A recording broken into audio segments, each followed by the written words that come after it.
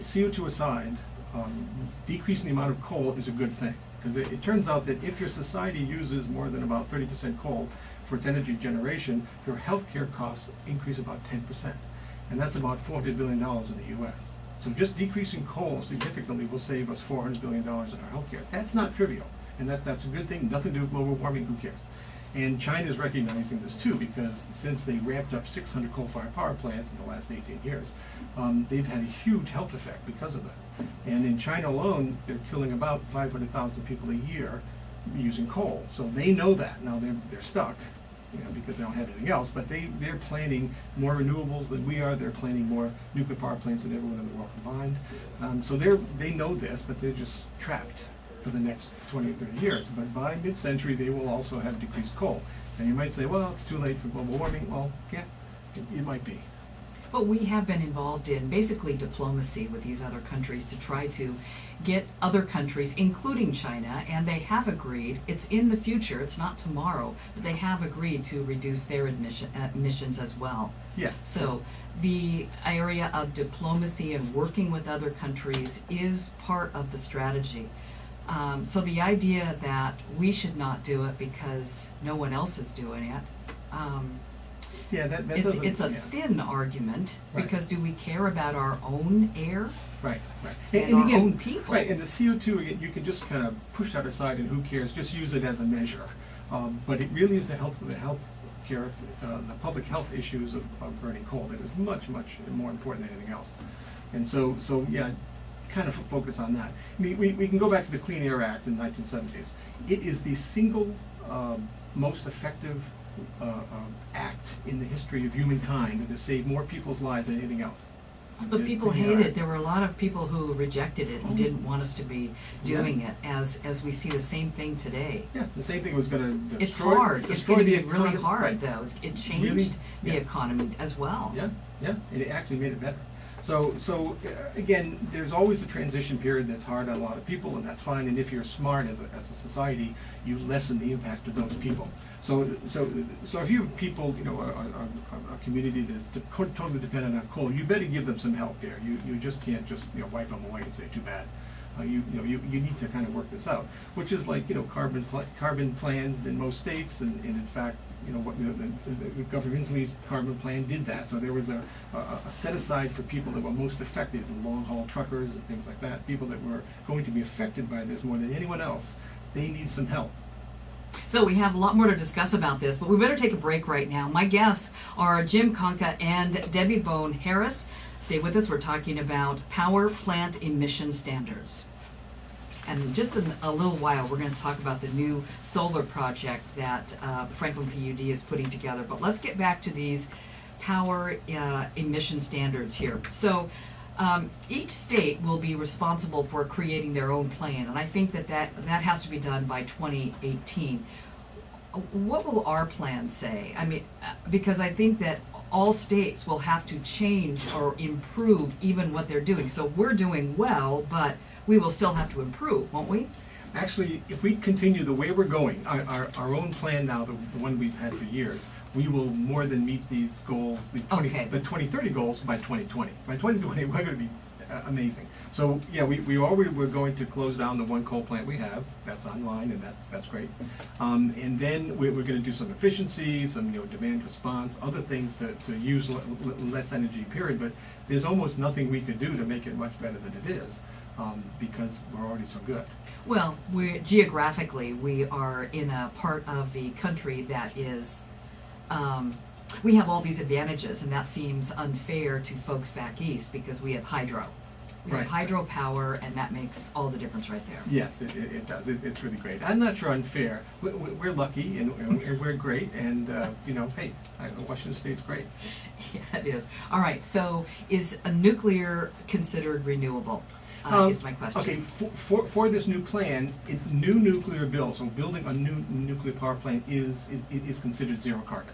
So yeah, so just like wind and solar and hydro. So if you build a new one, now the existing plants don't get any relief even if they go through the huge effort and work to extend their license another 20 years, like Columbia Generating Station just did.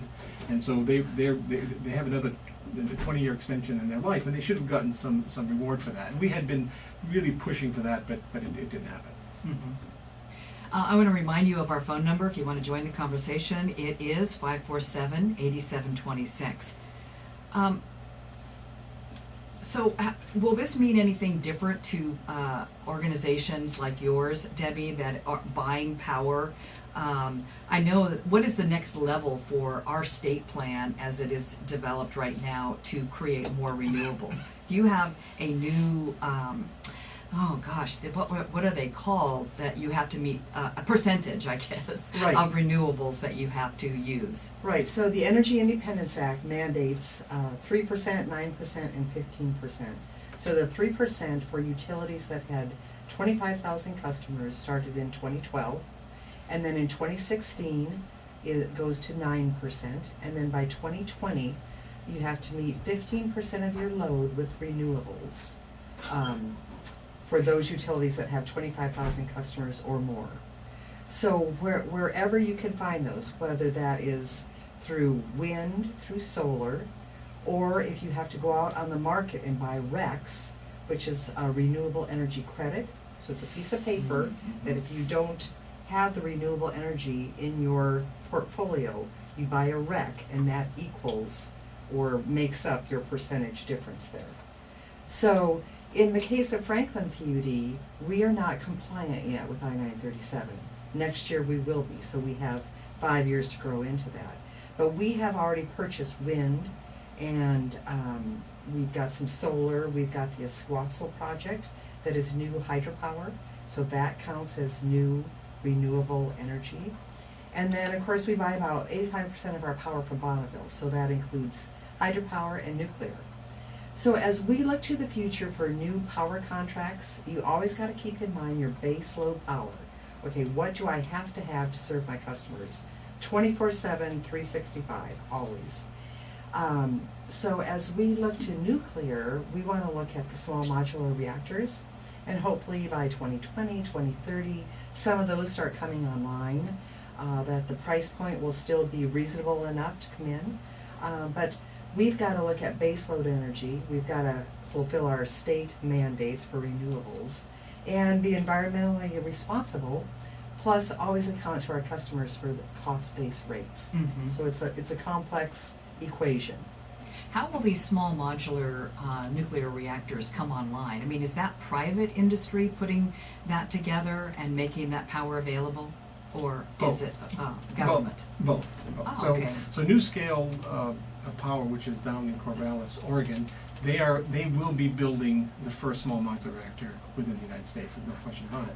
In fact, they had this great meeting on August 19th to the 21st, and so it's just, it's basically a small reactor version of a large light water reactor. Although it has a lot of bells and whistles, much more safety, it can't melt down, that kind of thing. But we've been building small modular reactors for the nuclear navy for 50 years. So we know how to do this. It's very cost effective.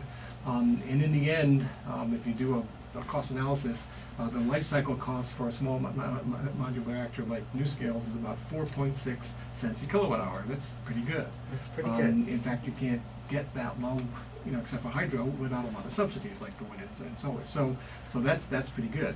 Now, because it's a large upfront cost, you need to finance it differently. So government loan guarantees, and NuScale has some of that, private industry. But the problem with our country is that we don't finance big things well because someone has to make a buck quick, and so we're always way too short-term, profit oriented. Instead of a nuclear reactor is going to last 60 years. And the longer you run it, the more cost-effective it becomes. So why should you worry about someone making a huge profit in the first 5 years when this thing's going to run for 60 years? What are you doing? Where are these panels going to be? You bet. So it's a community solar project, and it's going to be a solar carport located in the administration building's parking lot. So half of the solar carport will be on the public side and half will be in the employee parking lot side. And what we're doing is, we're doing this for a dual purpose, so we're not taking up land, but we are elevating this, so it's dual purpose. And what community solar does is, it allows those people who cannot use rooftop solar, or they rent, or they own a business, and their situation is not, to the south or to the west, that type of thing. So if they want to buy into this project, they can. And what we're doing is, we're selling blocks of power for $200 a block, and that's about 40 watts, okay, or 14% of one solar panel. So we're gonna have 225 solar panels atop of this solar carport.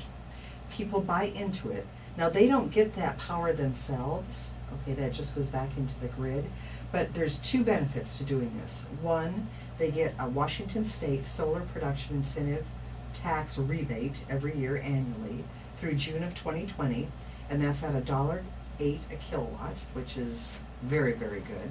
And then they also get a credit on their bill for the life of the project. And so we take our retail residential rate, which will be 6 cents, 6.5 cents in September, and then you multiply that by the kilowatt hours that is generated on your portion of the panel, and then you get that back as a credit on your bill. So it's twofold. Right now, we have about 28 customers that have rooftop solar, and Jim, I think you have rooftop solar as well. Yes. And didn't you just get a check? Yes, for $1,100 for 3 months. I couldn't believe it. Whoa! This is going to pay for itself in 4 years. Oh So- my gosh. So how okay. big is your system? 4 kilowatts. 4 kilowatts. So it's about 16 of those panels. Okay, so, and our customers, they can buy between 1 and 50 blocks. Everything's out on our website, so there's a calculator out there. You can go and figure out how much savings you'll get each year, and it's PUD. Just very quickly, Jim, what was what did you say in your blog today? Because I didn't read it. Just I what better we've look been- it up. Just what we've been talking about, that this is all about coal. Coal's the big loser Okay. in this. Mhm. And renewables, nuclear, hydro are the big winners, and efficiency's the big winner, and Washington State doesn't matter. Washington State doesn't matter. All right, let's get back to the solar project over there, Debbie, in Franklin PUD. And you have some informational meetings coming up that people will learn more. When are those? We do. We've got 2 of them, one on Thursday, August 20th, and the next one Thursday, September 3rd at 5:30 p.m. over in the Franklin PUD auditorium. So all of our customers are invited. The public is invited if they want to just come and learn about community solar, how it runs, how it operates, and what the parameters of our project are. So, what has been the reaction so far? And you were saying that you just put this on your website Friday, and you just started talking about it. Today's Tuesday. We've already sold about 250 blocks of the power so far. Mhm. We've got out of a total of 1,625. So we don't have any print ads yet. We don't have any public information out. So we think we're really going to sell out. And it's just an exciting project. We think it's a little different from the other community solar projects because it is a carport. So we're saving the land. It's a dual use. And it'll really benefit our customers. Well, I know this is probably really early, but do you see any expansion of this?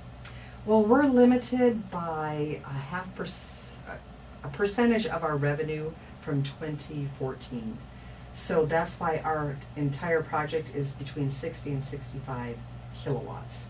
You'll see many community solar projects around the state are bigger, or they'll do one and then they'll do several. So by state mandate,